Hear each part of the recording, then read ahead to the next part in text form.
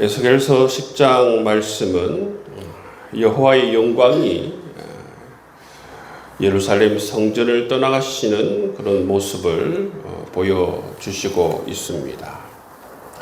그 모습을 이 에스겔이 환상 가운데에 지금 바라보고 있는 것입니다.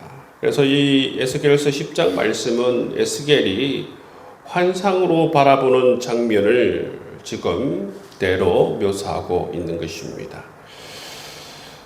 1절 말씀에 보시면 이에 내가 보니 그룹들 머리 위 궁창의 남보석 같은 것이 나타나는데 그들 위 보좌의 형상이 있는 것 같더라.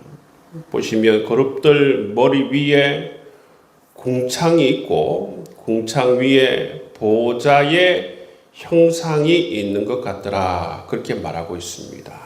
그룹들 머리 위에 궁창이 있고 궁창 위에 보좌가 있다는 것이죠. 이 보좌는 바로 누가 앉는 보좌입니까? 하나님께서 앉는 보좌라는 것이죠.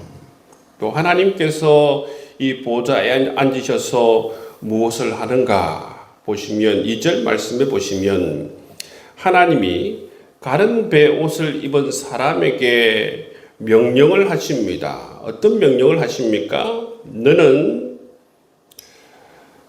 그룹 밑에 있는 바퀴 사이로 들어가 그 속에서 숯불을 두 손에 가득히 움켜 가지고 서급 위에 흩으라. 이 명령을 하세요.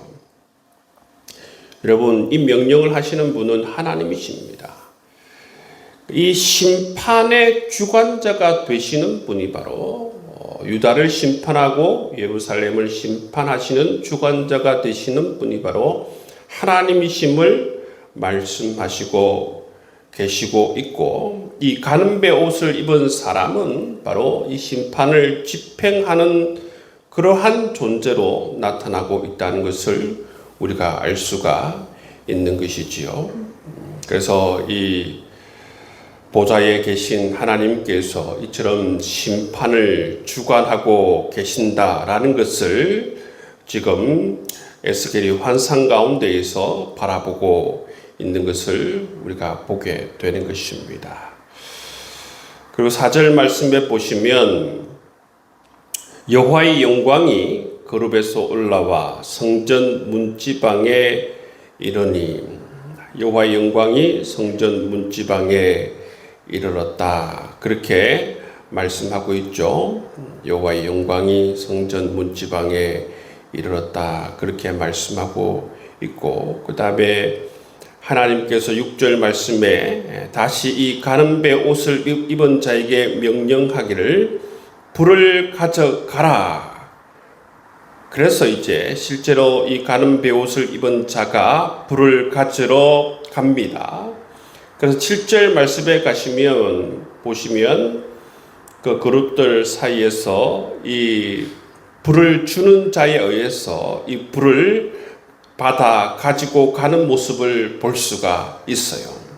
이것은 이제 실제로 이제 불을 가지고 간다는 말이 뭡니까? 이제 심판을 하는 것을 의미하는 것입니다. 그리고 이제 9절에서 14절 말씀에 보시면 1장에 나와 있는 그 네 그룹을 다시 묘사하는 모습을 볼 수가 있어요. 이 네 그룹을 묘사하고 있는데 이것을 그대로 또 다시 한번 반복해서 나오는 것을 볼 수가 있습니다. 10절 말씀을 보십시오. 그 모양은 넷이 꼭 같은데 마치 바퀴 안에 바퀴가 있는 것 같다. 그렇게 말씀하고 있죠. 이 존재들이 어떤 존재냐 하면 바로 하나님의 종들이죠. 하늘에 있는 하나님을 섬기는 하나님의 종들입니다. 하나님의 종들을 지금 이 환상 가운데 바라보면서 에스겔이 묘사하는 모습을 볼 수가 있는 것이죠.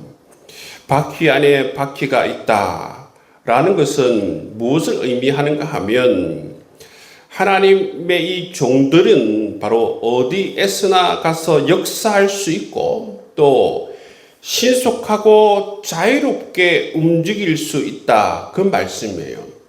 이 하나님의 종들이 이처럼 어디에서나 사역할 수 있고 신속하고 자유롭게 역사할 수도 있다는 말씀은 하나님의 종들의 그런 능력임과 동시에 하나님이 어떤 분이신가를 또 보여주는 그러한 모습인 것입니다.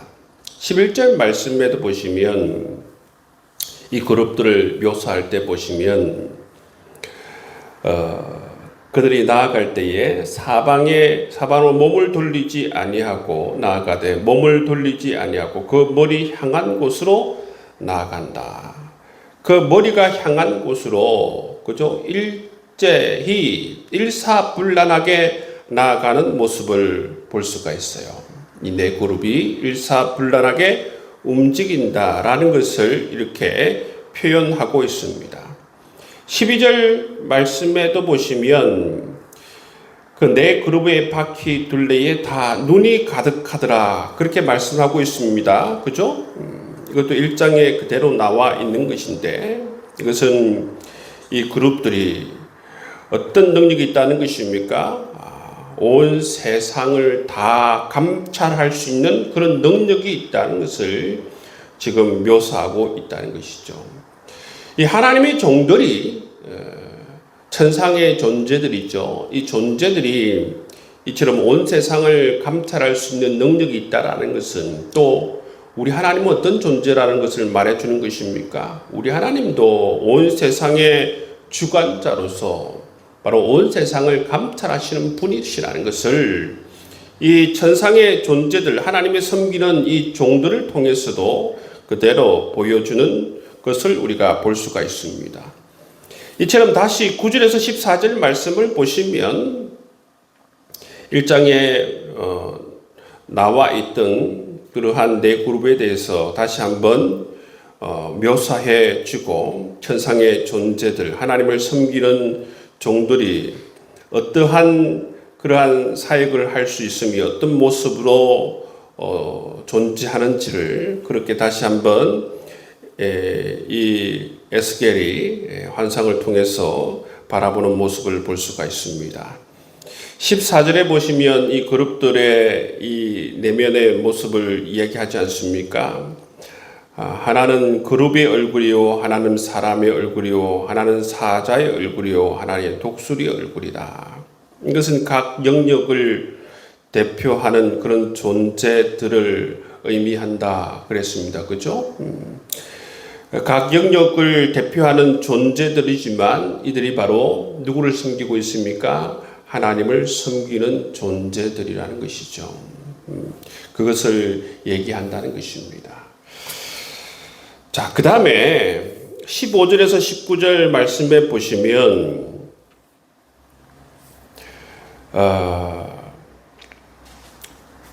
15절 17절 말씀에 보시면 어떻게 표현하고 있냐면 그룹들이 올라가니 그들은 내가 그발 강가에서 보던 생물이라 그렇게 말하죠. 이거 바로 1장에 자기가 보았던 것을 다시 보고 있다라는 그 말이에요. 그죠? 1장에서 자기가 보던 그 내 생물임을 이야기하고 있다는 것이죠.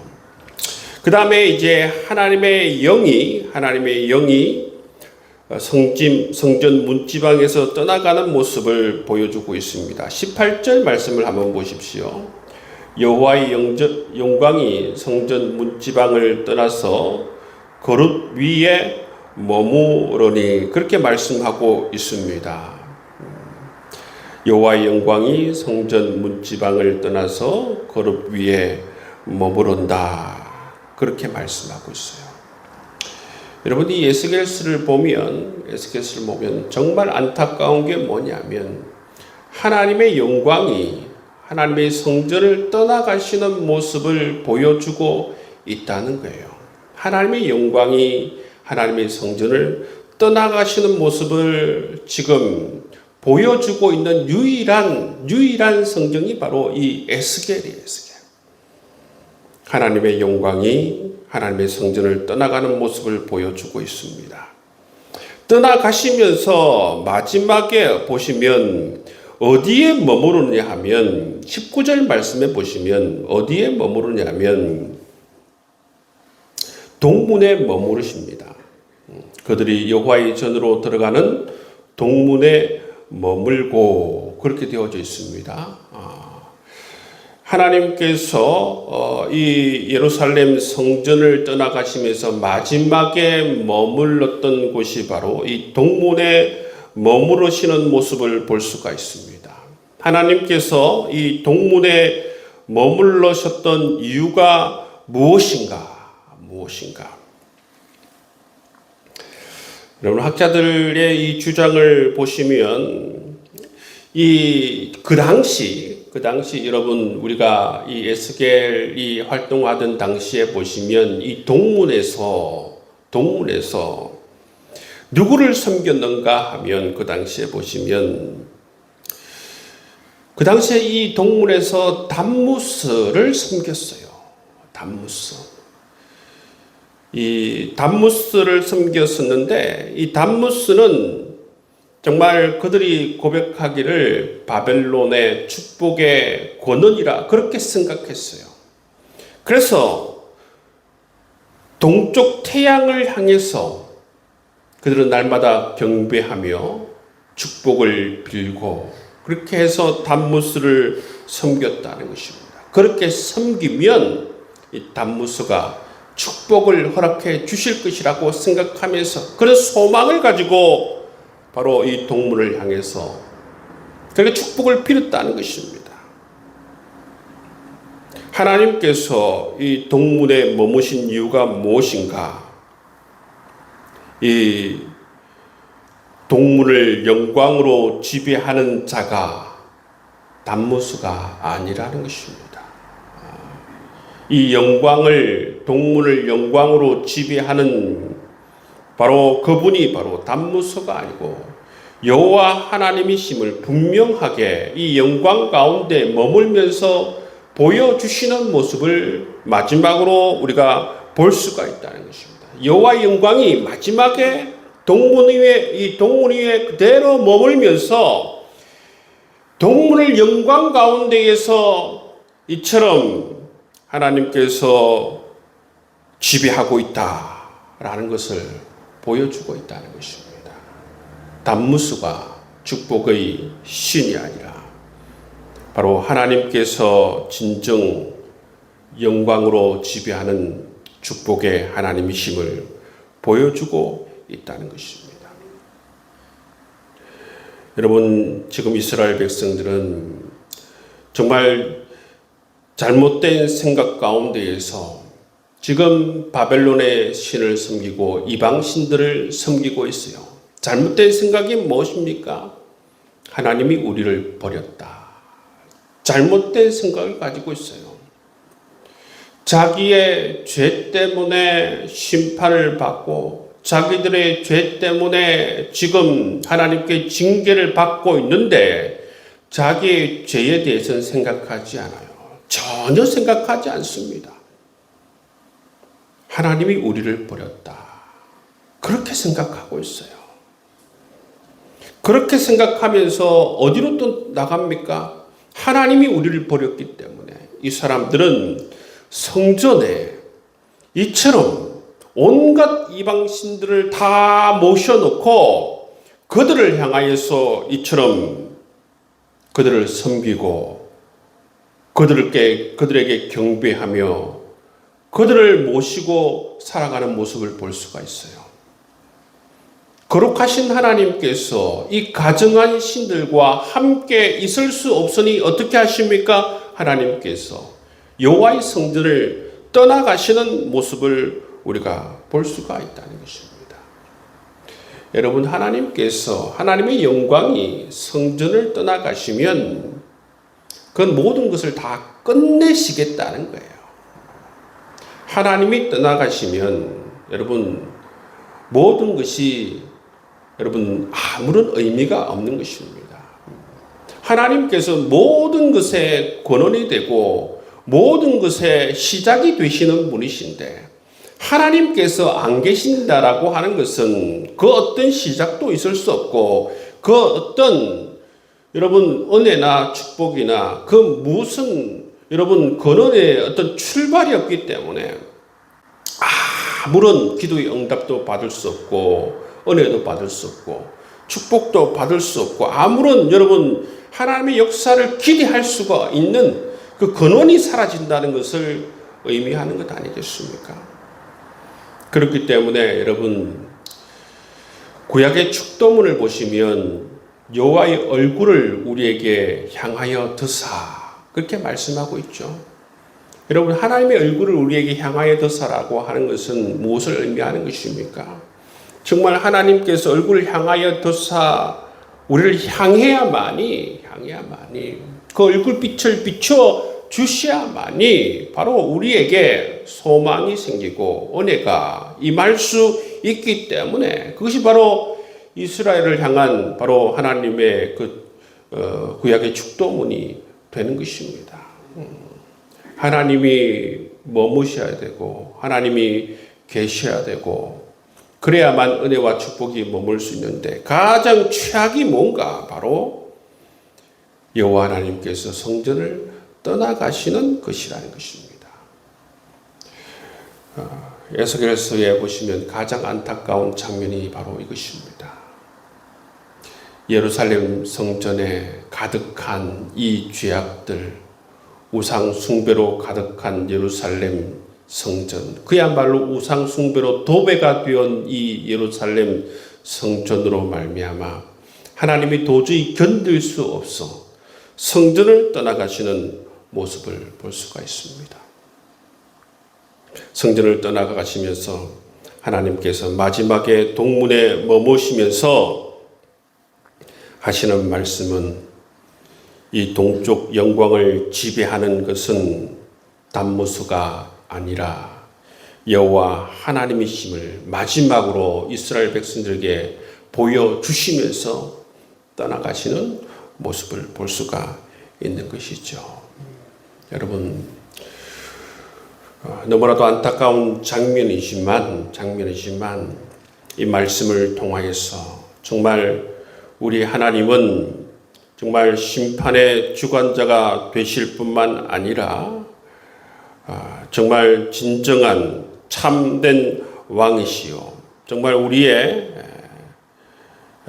참된 주가 되심을 고백할 수 있는 저와 여러분 될 수 있기를 주의 이름으로 축복합니다.